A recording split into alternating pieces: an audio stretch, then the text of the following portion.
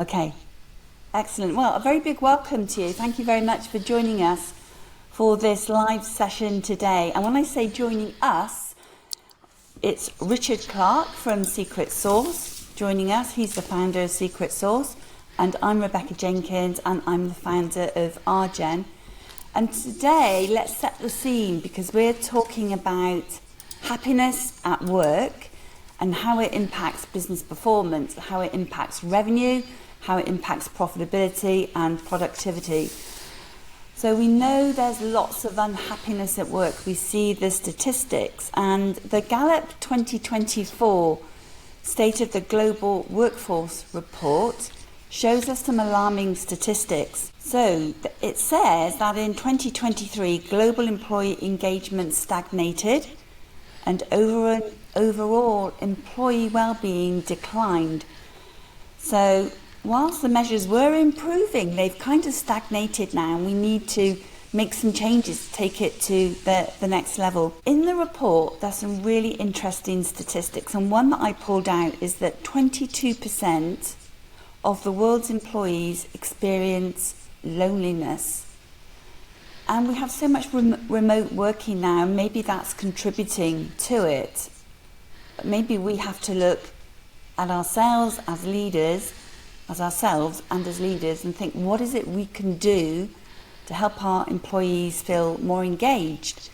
And think perhaps about the intrinsic measures that we should be considering, because if we look at self-determination theory, employees are looking for autonomy, and they want to feel competent in their role, and they want to have a sense of belonging. So before we go into this and dive into this in more detail, I'd really like to say a big welcome and a big thank you to Richard Clarke for joining us. So I'm going to do a very brief introduction, Richard. Okay, go ahead. Yeah, go. So Richard is the founder of Secret Sauce, which is an IT augmentation company, and it uses behavioural science to build some of the happiest and highest performing IT teams in the industry. Now, you began your journey, you founded Secret Sauce in 2014? That's right, yep. Okay. And the great thing about it is that the team are based in the Canary Islands. Your business is based in the Canary Islands. Yep. And you started the business with a strong belief that happy teams create better software. Mm-hmm. So we're going to test you out on that. Does it build better software? Yes. In the 7 years that you've been doing this, retention rates have doubled the industry average. Retention rates of That's your right. team. Yeah. Happiness level is a staggering 20% higher. Yes, which that's is right. really phenomenal. And teams collaborate and perform at elite levels. Yep. So let's just be clear. You handed the reins of CEO over to Rachel Manley. Yep. You're still involved in the business, but your focus now is using your kind of behavioural science, your happiness science and background to help other companies create and develop and have high-performing teams based on this kind of mission, this core principle of happiness. That's right, yeah. So I started it 10 years ago. I was CEO of the company for 7 years, and then 3 years ago I handed over the daily running of it to Rachel. And yeah, so I spend a little bit of time on the company now, just sort of working with our clients, but the rest of the time I spend sharing all the knowledge I've learned over the last 10 years with other companies to make their teams perform better through focusing on their happiness. Yeah. So we're going to dive in, we're going to learn from you, because we really do want to see the link between happy employees and a boost in revenue and a boost in profitability. Yeah. But we also want to make this event hugely valuable to you who are watching and listening. So please give us your questions and we can answer those. We'd love you to kind of really engage in this session with us. So let's kick off, Richard, with a question. What do you think of those State of the Global Workforce Gallup Report 2024? What do you think? Okay, there was a couple of things in that report that I'd like to talk about. They didn't surprise me because they sort of match other reports that have come out over the last couple of years. The first one is the loneliness. That's been Yeah. up since COVID, lots more remote working, and companies basically haven't adapted to remote working as well as they should do. They've sort of assumed that people who work in the office, they can just work at home and they don't have to do anything else or just do a couple of other things. But really, working from home, you're missing so much from the office, and companies need to address that in address that better. Just for example, little things like when you go to an office, when you walk in the door, you'll walk with someone to your desk. When you go to a meeting, you'll walk with someone to the meeting. At lunchtime, you'll have a chat with someone. None of that happens in a remote workforce, and lots of companies haven't adapted to that. They haven't recreated those micro moments, so that doesn't surprise me. There's a really interesting statistic that loneliness is actually more dangerous from your health than for your health than smoking 15 cigarettes a day. Yeah. Wow. Yeah, exactly. So it's quite important that you don't feel lonely. It's really, really bad for you, just not mentally, but just your physical health too. And the second thing from that report, and it matches what came from there's the World Happiness Report last year. Every year there's this report on the general state of happiness in the world, and it's that younger people are unhappier than they used to be. And for me, like, this is the saddest thing about it. Younger people are now unhappier than their older counterparts, and this has happened for the first time in decades. Usually the younger people are the more optimistic, the more positive about the future, the more engaged demographic, but now they're not. And what's extra worrying is, what are they going to be? Because traditionally your happiness drops over your lifespan. What's going to happen to these people in the future? Are they going to get even unhappier? So that's worrying. So we need to do something about that, definitely. Yeah. So a burning question I've got, Richard, is remote working Yep. is sort of making people feel a little bit more lonely. Yep. It's a contributing factor to it, to that loneliness statistic, and particularly concerning that younger people feel this way as well. So does that mean we're seeing many companies saying back to the office? Is that the answer?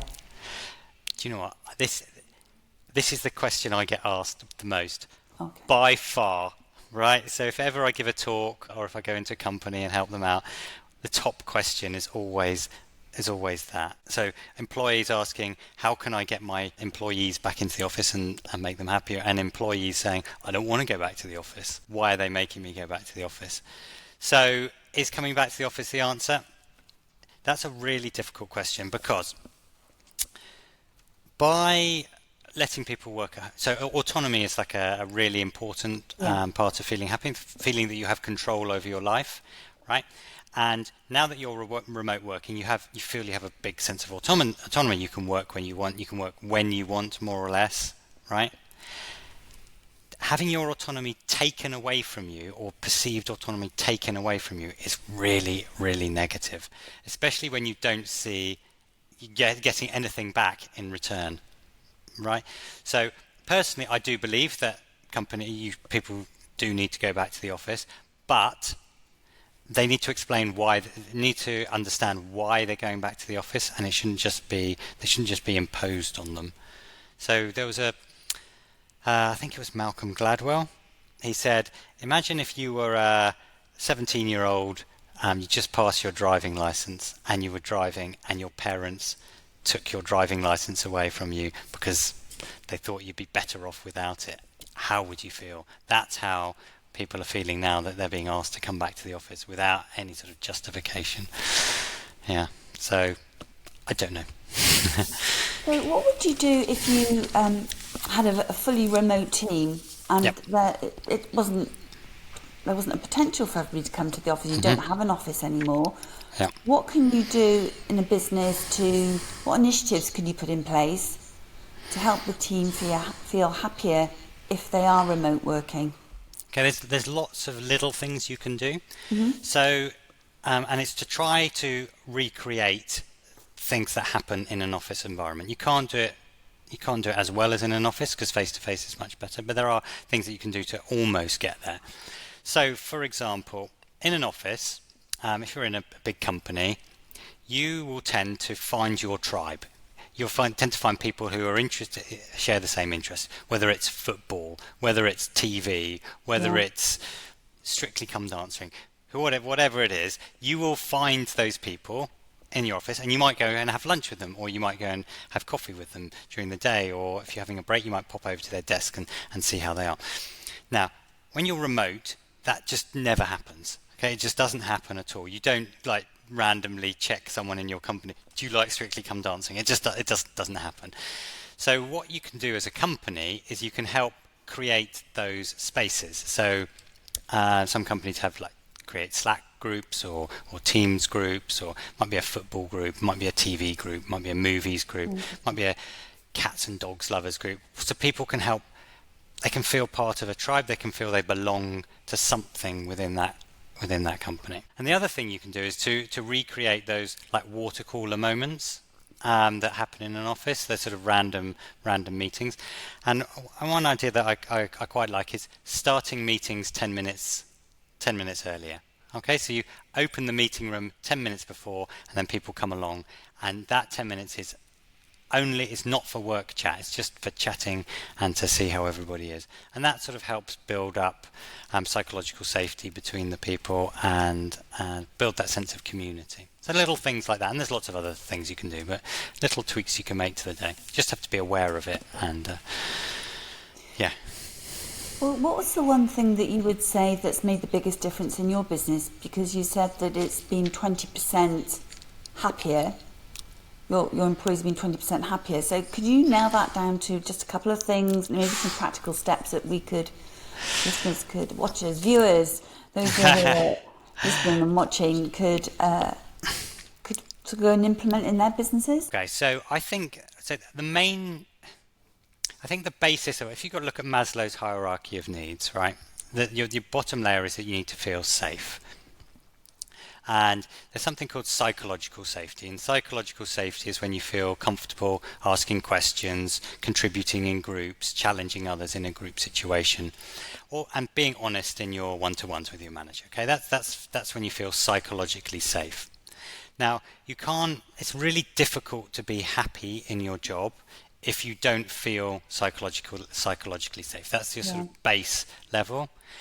And so what we did as a company right from the very beginning is we worked on psychological safety. We didn't know it was psychological safety at the time. It was later that we found out about it.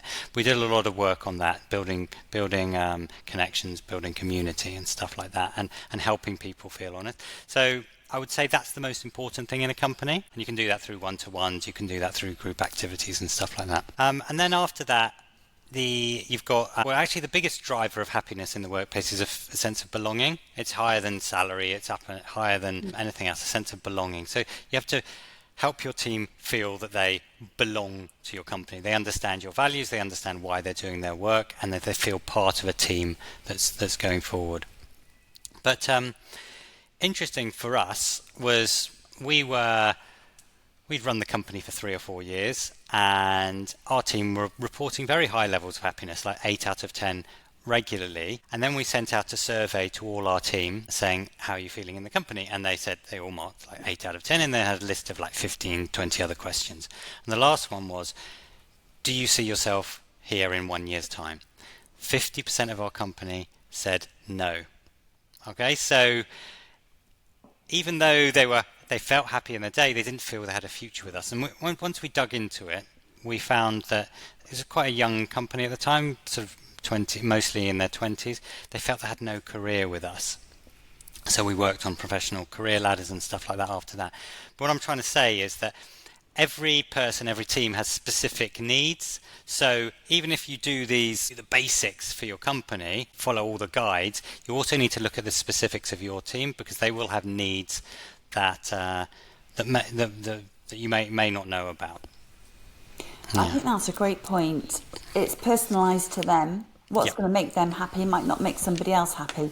Exactly, yeah. So we've got to understand what it is that makes them feel safe at work, a sense of belonging, and competent in their work, which I think is another key factor. You want to feel good at your work. To feel happy at work. One of the statistics I came across is that 21 engaged employees feel 21 achieve 21% more profit and deliver 20% more sales. Yep. What do you think of that figure?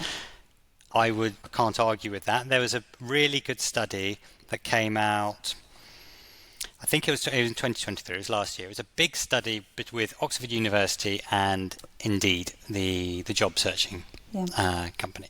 So Indeed have lots and lots of data on how people feel at work, okay, how they feel about their employees. And what Oxford did was they took that data, millions and millions of data points, took that data and compared it to the profit, the performance, the share performance of those companies. And they basically created a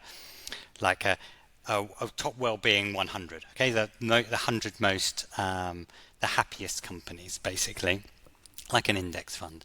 And they compared that top 100 to the what's it called? The top performing companies in the US stock exchange. So the like the FTSE 100. I can't remember what it's called in America. Now I'm being really... Anyway, and they found that the happier companies consistently performed, their share performance was 10% better than the non-happy companies. So yeah, happier companies do actually improve your share performance. Yeah. So it's not just always about getting more and more sales. You can increase sales by having a happier team. Yes. Yeah, definitely. So as leaders, what should leaders be doing to really encourage their teams to be happier? We've touched on some of the things that we've talked about, but what about leadership style in encouraging happiness at work? Okay, so the most important thing for me as a leader is listening skills, understanding the needs of your team, right? If you want your team to be happy, you have to understand how they're feeling. You have to be approachable so that they're going to be honest with you, and then you need to take action. You actually need to do something about it. So if your team is saying, like, we don't feel happy because there's no, you never say thank you. You don't recognise us for your efforts, or our efforts.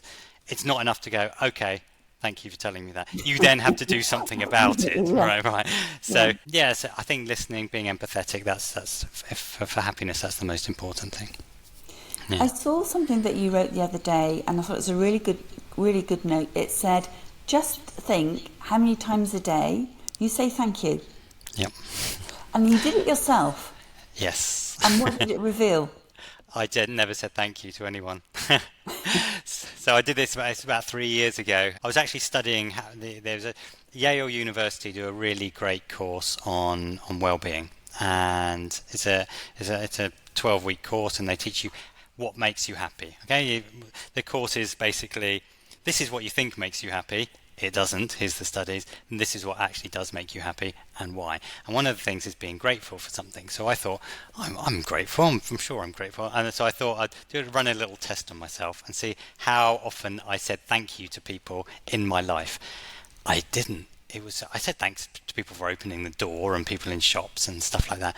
But I never said thank you to people at work. I very rarely complimented them. It was quite eye-opening, actually, because I thought I was a really good boss, but I wasn't. So what I did was I like my tasks. I'm a very task-oriented person, so I created a task every day to say thank you to someone or compliment someone, and it took about 3 months for me to start doing it without having to be reminded. Now, and occasionally now, even now, if I find I'm not enjoying my work or something like that, I'll try it again. It's really good. It boosts you. It really helps you and the person receiving it as well. Well, that's a really practical tip that we can all take on board. Yeah. And it's about 3 months for something to become a bit of a habit, isn't it? Totally, yeah. People talk about gratitude journals and stuff like that. That seems quite a big step to write down 3 things you're grateful. The research shows that it will increase your happiness like a lot. I don't know the exact figures, but it's quite a big step to every night to write down things. But this, I found like an easy entry into it. Just say thank you once a day to someone that you wouldn't otherwise have said thank you to. Yeah, But it feels good to say thank you, and feels it's really great good. for Yeah, the recipient, and it's something we can all do. It's an yeah. easy task is the wrong word, but it's an easy thing to do. Yeah. And you know what? You start seeing good things in the world that you otherwise hadn't Yeah, seen. It's really nice. yeah. So you've got a happier team, Hmm. and you've given the facts on that and the statistics to support that. Once you've got your team happy, and you're getting all the benefits of a happy team, everybody feeling, accountable and competent in their work, how do you sustain it? Okay, so I want to point out that our team's happiness goes up and down like Right. everybody else's. Yeah. And this year, the start of it usually hangs around the 4.2 out of 5 level. And this year it dropped. It dropped down to 3.8, 3.7 sometimes. And because we measure happiness every week, and we wanted to find out why. So we asked our company, what was it? Why are you rating your happiness like that? And it was because they felt they didn't have a sense of purpose. The work they were doing wasn't making any difference anywhere. And so we ran a day workshop with all the team, and they themselves worked out strategies that would work in their teams.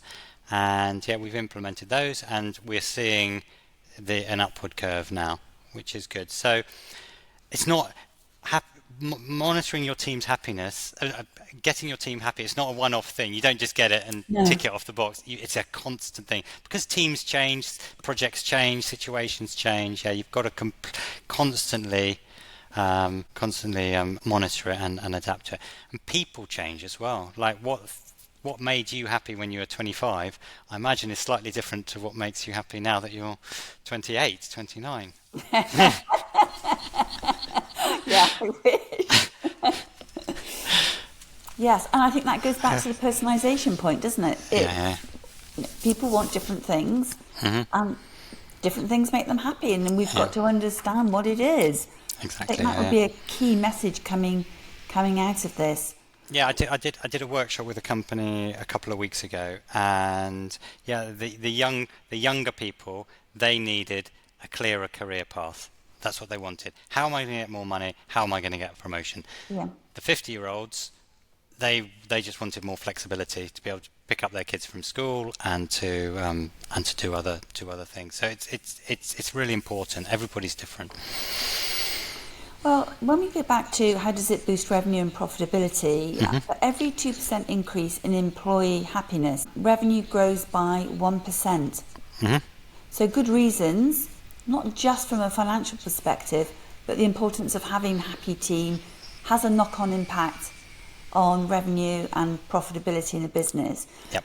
So what tools do you recommend companies might use to assess the happiness of their employees? Is it as simple as asking, or is there something else? Can I go take one step back quickly? Of course, yeah.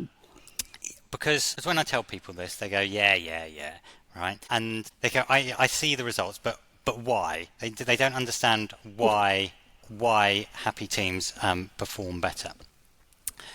And the answer is actually sort of quite obvious. The same factors that make someone happy are the same factors that make them perform better. So if you focus on making people happy, so if you focus on building a community, giving them purpose, right? Those are the facts. Those are the factors that will actually make them perform better, right? So if someone feels part of a team, they'll be happier. If they feel part of a team, they'll actually produce better results because they'll work better as a team. So that's the reason why happier teams perform better. Now, how do you measure it? Okay, so if you're in a big company, you've probably already got an HR program or an employee engagement platform that probably already has it included in it. There'll be some module somewhere in there where you can send out a weekly pulse. What we recommend is every week send out something that's really simple for your employees to use, whether it's a Slack message, whether it's an email, whether it's a WhatsApp, whether it's just a thing you tick that gives you where people can mark how they're feeling on a scale of 1 to 5 or red to green. Okay, it's really important that you use numbers or colours because people feel much safer saying I'm green this week or I'm red this week than I'm not feeling good this week. They find it much easier to mark a number or a colour than actually writing down something that's negative about their work. That's the first thing. So if it's not included in your HR program, just send out something really simple. And if you don't have it or other tools, there are other tools out there, something like Friday Pulse, which is a simple system, or the Happiness Index. And then once every 3 months, 6 months, every year, you send out a longer report, a longer questionnaire, which will assess all the factors that make people happy, so you can understand why people are feeling the way they are. And also, I forgot to say, one-to-ones are really important as well. Yeah, to get a gauge of why people are feeling the way they are. I think that's a great idea to have the colours in place. Just makes it easier to say where you are. Yeah, red, orange, or green. Yeah, how are you feeling? I'm feeling orange this week. Okay, and the thing, what we found was it wasn't the data of whether they were red, orange, or green that was important. That helped, but it was the conversations that it started. So in the one-to-ones, the line manager would go, "I see you're feeling orange this week. Tell me about it." And then it will give the employee an opening to speak about something that they would not have otherwise have brought up or spoken about. So it's just an entrance for them to be able to talk. That's a really important point, Richard, because it's not about checking that everybody's happy. So, our happiness score is great this week. It's starting those conversations where people might be feeling, for some reason, wanting to have a conversation, understanding why they're feeling the way they're feeling. And that shows you care, and that shows you listen. And those are things that we all value as individuals. Hannah, thank you very much for joining us. And Hannah, you have a question, which I hadn't seen, by the way, until I just looked, and I think we've answered it, because Hannah says, is there a good standard platform you can use to measure happiness and well-being? Yeah, so there are lots of them out there. We have an employee engagement platform called 15.5 that we use that does lots and lots of other things, but Friday Pulse is a really good start. Okay, it's cheap and it's really simple to use. If there are any other questions, we're really happy to take them. We'll be coming to a close shortly, but it would be good to have any questions that you have. Then Richard will take them and answer them. I'm conscious that we're sort of running a few seconds over. Richard, it's been fantastic to chat with you. If people want to learn more about what you do, you're helping companies with happiness and well-being. What's the best way for them to get in touch with you? You can find me on LinkedIn, but I have my website is richardclarke with an e.eu, and that's where I have my services in. But then I write a weekly blog. It's called happyteams.substack.com, and there I give like a little tip, little very simple thing that you can do in your company this week that can improve your happiness of your team by 1% or something like that. So what was your tip last week? Or any tip that you've... No, it's the one you said. I think it was say thank you was last week, or it might have been... no, I think it was say thank you. And next week is make your meetings a little bit longer. So by starting 10 minutes earlier, as you've said, and having that informal conversation beforehand. Yeah, little things that you can do. Okay. It's been fantastic to chat with you, Richard. Thank you. Just checking to see if we've got any more questions. And we don't. So we will... I'm going to say thank you very much. Thank you very much for joining us. Thank you. And listening. We know happiness at work is just so important on so many levels. We want people to feel happy, well-being, so important. And I hadn't appreciated your point about... until I'd read the report, that younger people are feeling unhappier. If you could just leave us with one final tip to address that point, Richard. Sorry to put you on the spot. I didn't mean to be mean and put you on the spot like that, but is there something you could share? If not, it doesn't matter. We'll take all the tips that you've shared with us so far. For the young people out there, they this is a gross generalisation, obviously. Younger people tend to need purpose and a reason that they're doing and some hope for the future. So if you can help give your team, the younger members of it, purpose. Understand, help them understand how their work is affecting the rest of the world, and really importantly, recognise them for the work they're doing. That will really help. Yeah. Recognise them for their work and recognise them for their effort as well. Yeah, exactly. Yeah, for their effort. Not just the results, it's the effort that goes into trying to achieve those results. Exactly. Yes, you're right. Richard, it's been amazing. I've loved the conversation with you. I hope those who've joined us have enjoyed the conversation too. And I guess that just leaves me to say all the best for the festive season. Yep. And to you all, have a very happy festive time and all the best for the new year. Merry Christmas.